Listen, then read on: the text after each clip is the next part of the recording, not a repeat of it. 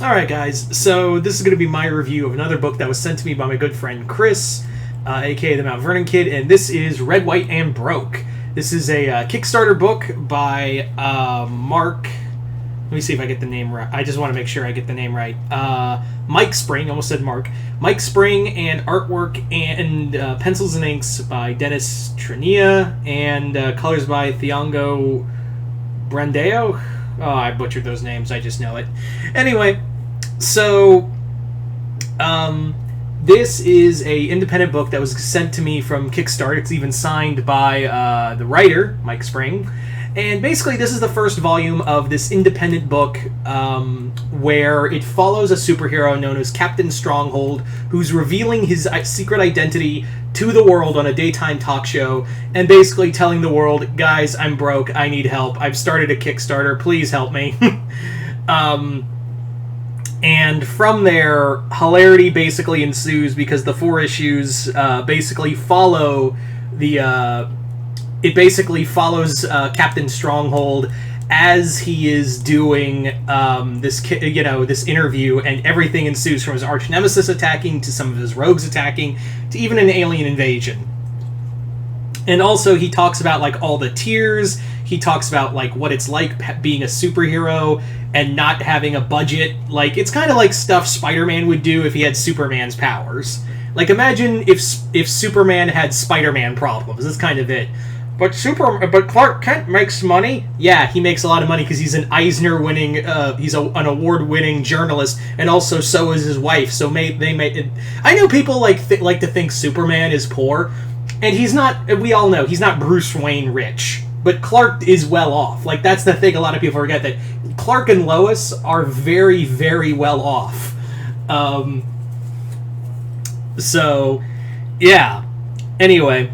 So this is basically a story of that. Now, initially, I kind of avoided reading this book for a bit because I thought from the cover alone, and when I skimmed through it, I thought it was going to be something like The Boys, where it was going to be like, okay, I understand that there are fans of The Boys. I really do understand that there is a fan base for like superhero deconstruction and like, let's make the evil Superman character like a dick and just, do all this and not like...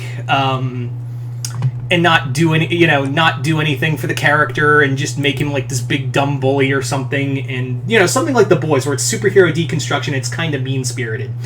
That's not the case actually. This is actually like I feel like Mike Spring was like, no, this is just funny. Like it's just funny, and the superhero Captain Stronghold is a generally nice person. It's very, like I said, it's Peter Parker. Imagine if, like, this is like something Spider-Man would do, where, like, guys, I need money, please help, my name is Peter Parker. That's really what it is that it's, Red, White, and Broke is about Captain Stronghold asking for money, and he's not a jerk. That's the thing, is, like, he does have all these tiers, like a $1 tier, and he even says, look, guys, I'm not, like, kind of trying to scam anyone, I'm not trying to, like, rip people off. All I am trying to do is just, pay my bills. That's really it. And he talks about, like, being a superhero does have, like, these major problems of, rebuilding a costume or, having gadgets or something, and, also dealing with these world-ending crisis events and how it, like, you get separated for that for so long you can't hold down a normal job. And I thought that was, like, kind of funny, kind of addressing that, so I do appreciate that. And I also like how, I was also, like, there's also this thing I was reading, as I was reading this comic, I was like, okay, when's the ball gonna drop that he's really a jerk and this is all one giant con? Like, when is that ball gonna drop? Never does. It never does. And I was very pleasantly surprised by that. I was very pleasantly surprised by the fact that he's not some asshole. Captain Stronghold is not an asshole. He just cares about it. He likes doing his job, but he just can't pay bills, and I like that. There's also a great thing where he talks about, like, he encounters his villain, Dr. Deathmask, who basically tells him, I've jerry-rigged the entire studio that you're in. in 30 seconds everyone's going to die, so the only way you can save them is if you kill yourself on live TV. And he's like, just a second. He whooshes over there to a mental institution, checks to see Dr. Deathmask is still there, and runs right back. And he's like, nah, he didn't have bombs. He's been in a mental facility for about 4 years now, and he just got a hold of one of the orderly's phones and just dialed me. And then he does something else. He goes like the extra mile, where he's like, look, I'm not trying to say that mental illness is like villainous in nature. It's clear, and I'm his sponsor, so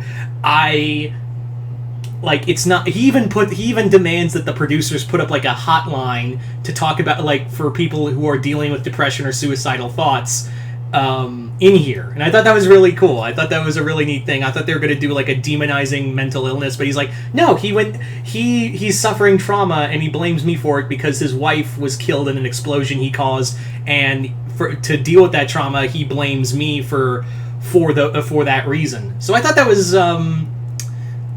was a pretty cool thing. I thought that was a pretty nice thing. There's also a thing where he talks about like he also talks about like this other thing where he's setting up, along with several superheroes, he's putting a lot of money. He's going to put a lot of money aside for in his Kickstarter for basically superheroes who are, citizens who are displaced during superhero battles. And I'm like, why don't they do that? And that made me think, yeah, why don't they address that in like Marvel and DC comics? Because like, I mean, yeah, there's damage control, but like, there's still people who are displaced and their place of work is destroyed and is gone for months, so they lose money. Here, they're like, yeah, we're trying to build like a trust fund that will go to these people because a lot of insurance doesn't cover superhero battles. I'm like, why don't we ever do that in Marvel or DC comics? I figured at least like Marvel would cover that. Like, there's already damage control. Why not have like Tony Stark set up a trust fund for people who need, help after superhero battles? I'm like, you'd think at least Tony would do that, or maybe Batman. Fuck that, I guess. So I thought that was pretty neat.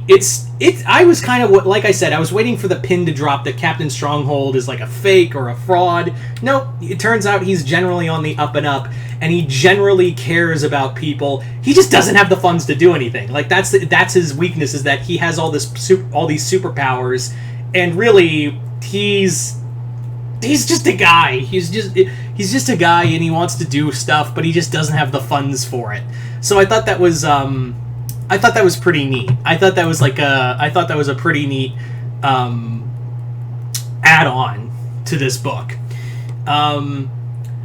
I will say that like they do kind of blow over the superhero battles they build up to, and maybe that was the point, because like it does end on cliffhangers of like, okay, Captain Stronghold's arch nemesis Dr. Deathmask plans to kill people. Oh no, never mind. It's more of an interview. Then we have his other rogues gallery show up. He beats them handily in a few pages. They're done. Then it ends with an alien invasion that happens from a race called the Aliens. And he's like, alien? You're an alien race and you're called the Aliens. Think on that. And he's like, and the aliens are, shut up, you don't know, man. You're dumb. We're an advanced civilization, dude. You are lucky to be in our presence. And it's kind of hand-wavy, because now that I think about it, it's more of the point of, it's more like he's trying to get through this interview and literally all this shit is happening. So yeah. Yeah. What did I think of Red, White, and Broke? I really enjoyed it. I thought it would be a mean-spirited book. Turns out I was handedly wrong, and I am happy to say I was wrong about that. I would say get to join this guy's Mike Springs Kickstarter and help keep the book going. I was pleasantly surprised by this. So, yeah, Chris, hope you're watching. Thank you so much for sending me this book. So, yeah, hope you all enjoyed this little comic review. Other than that, I'm Mr. Multiverse. I'll see you next time in the Multiverse.